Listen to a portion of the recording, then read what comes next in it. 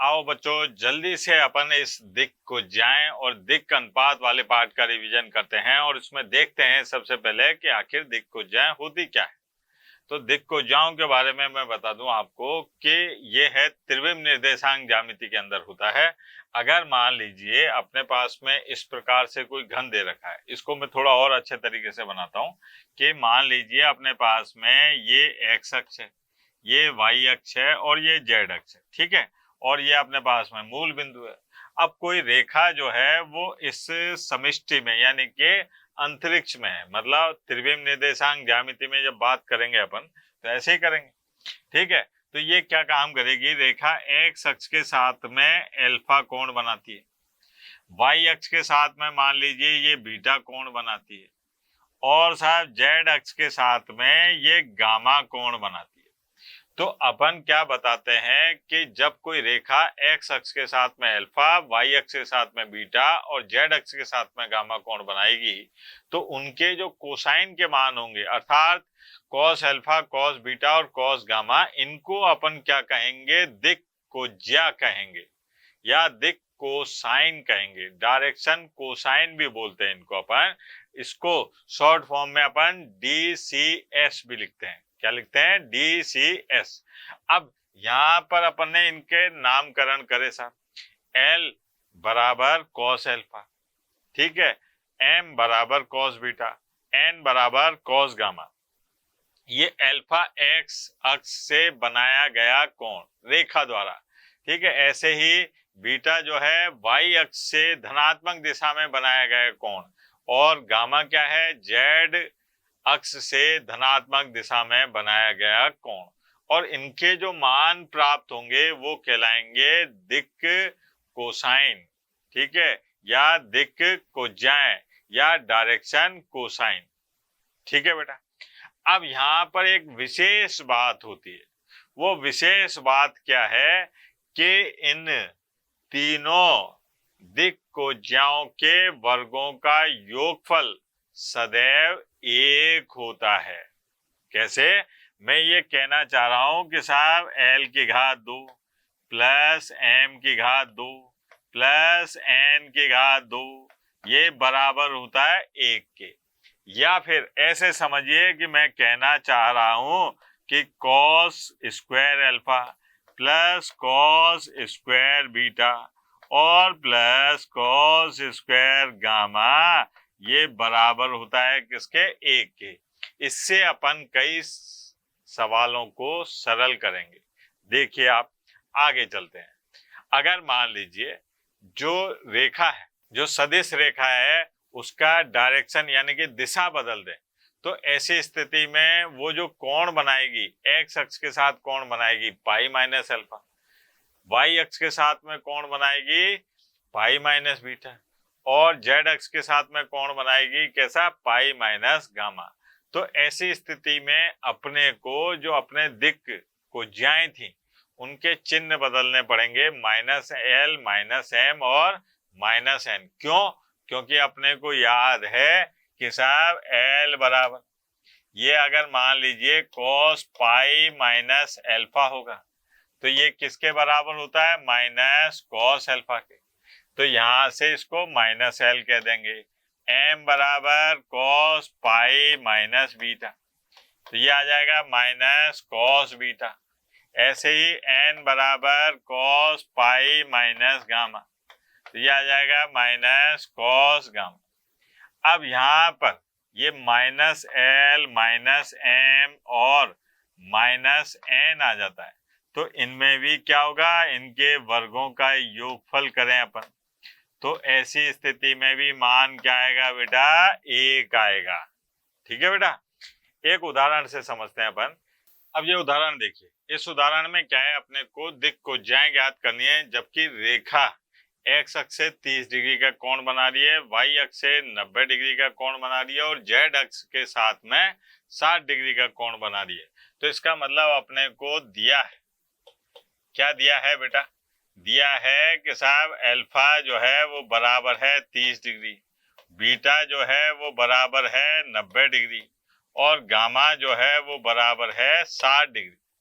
तो दिक् को जाए यानी कि L बराबर cos अल्फा जो है, अल्फा का मान दे रखा है 30 डिग्री, तो cos 30 का मान हो गया √3/2।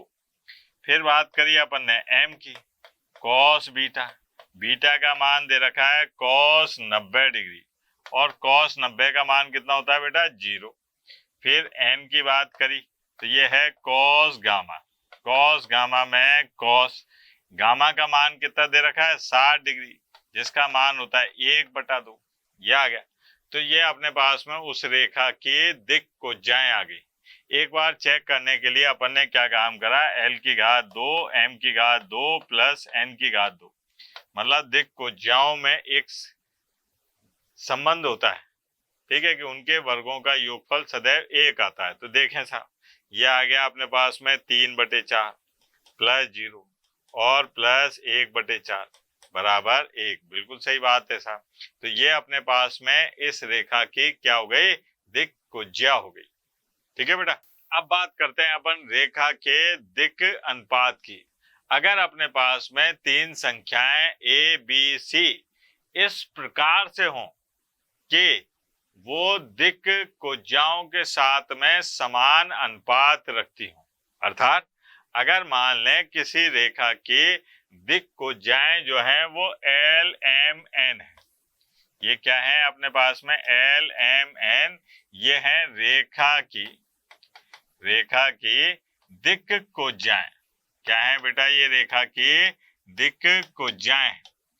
अब अपने को दिक् अनुपात निकालना है। अगर ऐसा हो कि L/A और M/B और N/C, मतलब ये A, B, C इन दिक् कोज्याओं से समान अनुपात रखती हूं, ऐसे रखें या फिर ऐसे रखें, A/L, B/M और साहब C/N। तो ऐसी स्थिति में अपन ये संख्याएं A, B, C जो हैं इनको क्या कहेंगे, दिक् अनुपात कहेंगे, डायरेक्शन रेशियो, और शॉर्टकट में इसको क्या कहेंगे, DRS। ठीक है बेटा। अब बात आती है कि अगर अपने को कोई रेखा दे रखी है जो 2 बिंदुओं से होकर गुजरती है, तो उनसे मिलने वाले दिक् अनुपात के बारे में बात करनी है अपने को। मान लीजिए कोई रेखा है अपने पास में, इस रेखा का नाम है PQ, और अपने को इस रेखा PQ के दिक् अनुपात निकालने। तो यहाँ पर क्या है साहब, इस रेखा PQ में P बिंदु के निर्देशांक है x1, y1, z1, और Q बिंदु के निर्देशांक है x2, y2, z2। अब अपने को रेखा PQ के दिक् अनुपात के बारे में बातचीत करनी है। दिक् अनुपात, मान लिया वो A, B और C है, तो यहाँ पर A बराबर होगा x2 माइनस x1, और B बराबर होगा y2 माइनस y1, और C बराबर होगा z2 माइनस z1। ये अनुपात हैं। क्या है, ये दिक् अनुपात। अगर मान लीजिए कहीं पर, इनको कोष्टक में नहीं लिखते पहली बात, अगर ये लिखा हुआ है 6, 4 और 2, अब ये अनुपात है साहब, ये दिक् अनुपात है, तो आप इसको सरल कर सकते हो, ऐसे लिख सकते हो 3, 2, 1। ठीक है। तो यहाँ पर दिक् अनुपात, अगर 2 बिंदुओं से होकर जाने वाली रेखा के दिक् अनुपात निकालने हैं तो क्या काम करेंगे, बाद वाले में से पहले वाले को घटा देते हैं, तो अपने को दिक् अनुपात प्राप्त हो जाते हैं। अगर मान लीजिए आपसे कहा जाए कि भाई आप दिक् अनुपात और दिक् कोज्याओं में संबंध निकालो, दिक् अनुपात और दिक् कोज्याओं में संबंध निकालो, तो अपन कैसे निकालेंगे बेटा संबंध। ये देखो आप कि यहाँ पर अपने को याद है कि किसी रेखा के दिक् अनुपात क्या है, दिक् अनुपात है साहब, दिक् अनुपात ये है अपने पास में A, B, C, ये दे रखे, और अपने को दिक् कोज्याएं बतानी है साहब, दिक् कोज्याएं। अब साहब दिक् कोज्याएं बतानी है तो वो क्या है, एल एम एन है। अब इनके बीच में अपने को रिश्तेदारी निकालनी है, मतलब कि अगर दिक् अनुपात दे रखें और दिक् कोज्याएं ज्ञात करनी है तो उसका तरीका क्या रहता है साहब कि एल बराबर यह आएगा प्लस माइनस ए बटा अंडर रूट ए की घात 2 बी की घात 2 प्लस सी की घात 2, एन बराबर या एम बराबर प्लस माइनस बी बटा अंडर रूट ए की घात 2 प्लस बी की घात 2 प्लस सी की घात 2, और एन बराबर प्लस माइनस सी बटा अंडर रूट ए की घात 2 प्लस बी की घात 2 प्लस सी की घात 2। मतलब अगर आपके पास में दिक् अनुपात है और आपको दिक् कोज्याएं निकालनी है तो आप इस सूत्र का इस्तेमाल कर सकते हैं। अब उदाहरण के लिए देखिए आप कि अपने को रेखा के दिक् अनुपात दे रखें और दिक् कोज्याएं ज्ञात करनी है। दिक् अनुपात दे रखें और दिक् कोज्याएं ज्ञात करनी है तो आ जाओ बेटा मैदान में।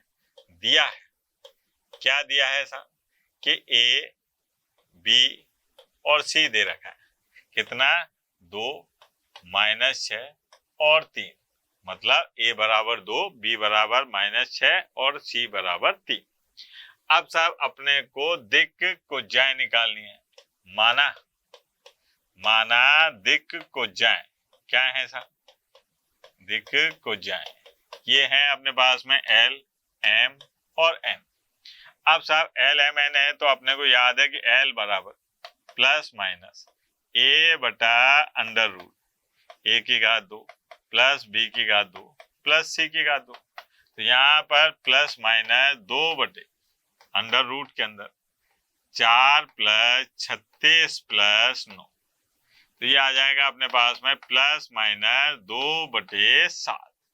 ठीक है, एम बराबर बात करें अपन प्लस माइनस, यहाँ पर है अपने पास में बी बटा अंडर रूट के अंदर ए की घात 2 प्लस बी की घात 2 प्लस सी की घात 2, तो प्लस माइनस और बी का मान है अपने पास में माइनस 6 और बटे में अंडर रूट 4 प्लस 36 प्लस 9, यह आ गया प्लस माइनस माइनस 6 बटा 7। फिर बात करिए एन की तो प्लस माइनस सी बटे अंडर रूट ए की घात 2 प्लस बी की घात 2 प्लस सी की घात 2 प्लस माइनस 3 बटे अंडर रूट, यहाँ पर आ जाएगा 2 की घात 2 यानी कि 4 प्लस 36 प्लस 9, यह आ गया प्लस माइनस 3 बटे 7। अगर दिक् अनुपात पता है और दिक् कोज्याएं निकालने जा रही है, दिक् कोज्याएं निकालने को कहा जा रहा है तो अपन इस सूत्र से निकाल सकते हैं। ठीक है बेटा, आगे बढ़ते हैं। अगर 3 बिंदु दे रखे हैं अपने को और अपने से कहा जा रहा है कि सिद्ध कीजिए कि साहब ये 3 बिंदु संरेखीय हैं। कैसे हैं? संरेखीय। तो आप क्या काम करेंगे कि साहब पहले ए बिंदु दे रखा है x1 y1 z1, बिंदु बी दे रखा है x2 y2 z2 और सी दे रखा है अपने को x3 y3 z3। अब क्या काम करते हैं अपन कि सबसे पहले अपन ए बी बिंदु ए बी से गुजरने वाली रेखा के दिक् अनुपात निकाल लेते हैं। कैसे? x2 minus x1 y2 minus y1 z2 minus z1 करके। फिर क्या करते हैं अपन बी और सी को मिलाने वाली रेखा के दिक् अनुपात निकाल देते हैं। कैसे? x3 minus x2 y3 minus y2 z3 minus z2। अगर ए बी और बी सी रेखा के दिक् अनुपात समानुपाती आ जाते हैं तो ऐसी स्थिति में कहेंगे अपन कि बिंदु ए बिंदु बी बिंदु सी संरेखीय हैं। ठीक है, तो ये संरेखीयता की जांच करने को है, एक उदाहरण से समझते हैं। यहाँ पर अपने को 3 बिंदु दे रखे हैं और बताना है कि साहब ये बिंदु संरेखीय है। तो सबसे पहले अपने को दिया है, क्या दिया है बेटा जरा देखें। दिया है कि a बराबर ये है 2, 3, -4। ठीक है, और साहब बिंदु b दे रखा है क्या 1, -2 और 3, और बिंदु सी दे रखा है 3, 8, -11। यह आ गया। अब सबसे पहले अपन क्या काम करते हैं, ए बी रेखा के दिक् अनुपात निकालते हैं। ए बी रेखा के दिक् अनुपात, रेखा के दिक् अनुपात है ना, इनको अपन नाम दे देते हैं A1, B1 और C1।